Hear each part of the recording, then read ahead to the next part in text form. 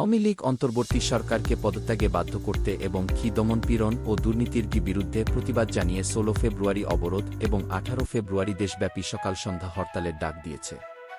দলটির official verified Facebook পেজে মঙ্গলবার ২৮ জানুয়ারি রাতে এই ঘোষণা দেওয়া হয়।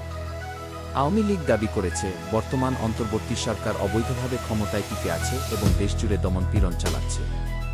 এই পরিস্থিতির প্রতিবাদে এবং সরকারের পদত্যাগের দাবিতে দলটি ধারাবাহিক কর্মসূচির ঘোষণা দিয়েছে। মঙ্গলবার রাতে আওয়ামী লীগের ফেসবুক পেজে ঘোষিত কর্মসূচি অনুযায়ী ১ থেকে ৫ ফেব্রুয়ারি পর্যন্ত লিফলেট বিতরণ করা হবে। এরপর ৬ ফেব্রুয়ারি বিক্ষোভ সমাবেশ ও মিছিল অনুষ্ঠিত হবে। ১০ ফেব্রুয়ারি দেশব্যাপী বিক্ষোভ কর্মসূচি পালন করা হবে। এতে জানানো হয় ফেব্রুয়ারি ১ তারিখ থেকে রাস্তায় নামবে আওয়ামী লীগ এবং ১৬ ফেব্রুয়ারি সারা দেশে অবরোধ কর্মসূচি পালন করবে আওয়ামী লীগ, যার মাধ্যমে তারা সরকারের বিরুদ্ধে তাদের অবস্থান আরও জোরদার করবে। সর্বশেষ ১৮ ফেব্রুয়ারি সকাল-সন্ধ্যা হরতাল পালন করা হবে। এক প্রেস বিজ্ঞপ্তিতে আওয়ামী লীগ আন্তর্জাতিক অপরাধ ট্রাইব্যুনালে শেখ হাসিনা ও অন্যান্য নেতাদের বিরুদ্ধে দায়ের করা হত্যা ও অন্যান্য মামলাকে কুপ্রহসনের বিচার বলে অভিহিত করেছে।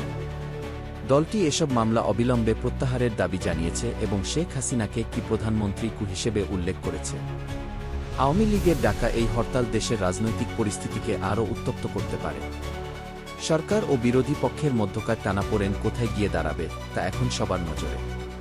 দেশের সাধারণ মানুষের স্বাভাবিক জীবনযাত্রা ও অর্থনীতির উপর এই আন্দোলনের কী প্রভাব পড়বে তা সময়ই বলে দেবে।